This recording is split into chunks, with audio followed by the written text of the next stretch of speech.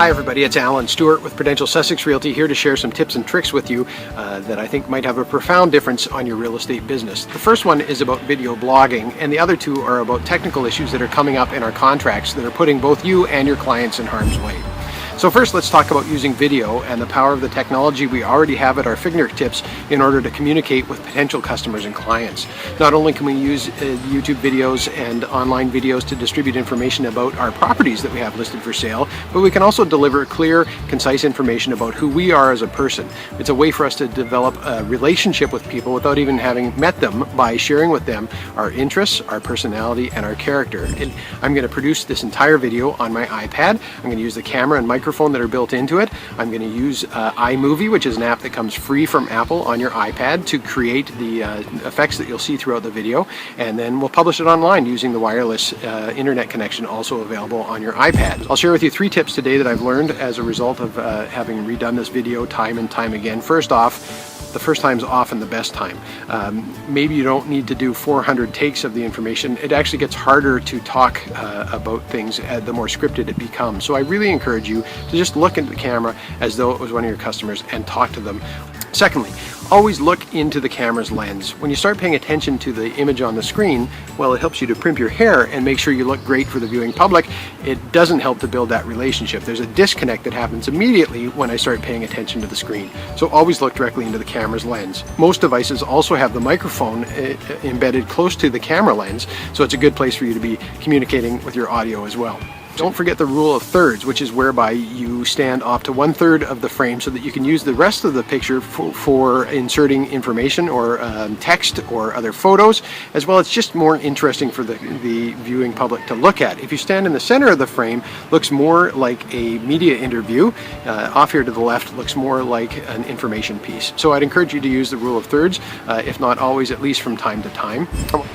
The second thing I want to talk about is deposits and subjects clauses. Deposits, ever since the changing of the hard wording of the contract of purchase and sale, wherein the BC Real Estate Association included these words, deposit due within 24 hours of acceptance unless stated below, what that's done is it's caused people to essentially glaze over the deposit section and forget to get that deposit in place within 24 hours of acceptance. And what is acceptance? Acceptance is the moment when the final party puts the final initial or signature on the paper. So if the offer's been countered 2 or 3 times and it's back in the buyer's hand and the buyer accepts the seller's counter, that is the moment of acceptance, and you need to have a bank draft in your hands as the buyer's agent within 24 hours, or as the seller's agent, make sure that the buyer's agent has it in their hands within 24 hours of acceptance, unless noted somewhere else in that paragraph to deposit. So you're more than welcome to add wording that says within 24 hours of final subject removal or any other time, but if you don't put that in, it's due within 24 hours of acceptance. And we have had multiple contracts at risk and in peril as a result of not changing that, because people are getting the deposit on final subject removal, not within 24 hours of acceptance. What do you do if you find yourself in that situation? Well, effectively, the seller has the option to terminate that contract of purchase and sale up until such time as they waive their option. So the only way to be absolutely sure that the deal remains firm all the way up to completion would be to have the seller sign an acknowledgement by way of an addendum that states the seller acknowledges the deposit was not made in accordance with the contract of purchase and sale and hereby waives their option to terminate. And in the absence of that, there is some risk involved. From the brokerage end, we have to report the fact that the deposit was not received as per the terms of the contract of purchase and sale to the seller's brokerage. Another thing for you to consider when using web forms is the new subject removal form. And again, we've spoken about this at sales meetings, but people continue to use the addendum to the contract of purchase and sale and include the wording to remove the following subjects. Well, it's fine to do so, and it does satisfy contract law. Removing subjects does come with inherent dangers, particularly in removing too much. But if you use the new subject removal form, the hard wording states, the buyer hereby waives or declares fulfilled the following subjects. By doing that, we protect the contract and make sure that we're not removing too much.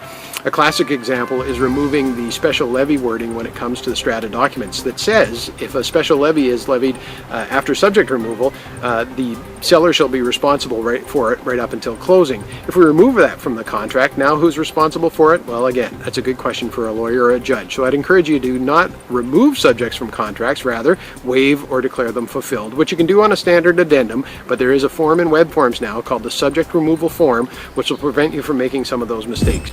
I'm Stewart with Prudential Sussex Realty, and remember, nothing succeeds like Sussex.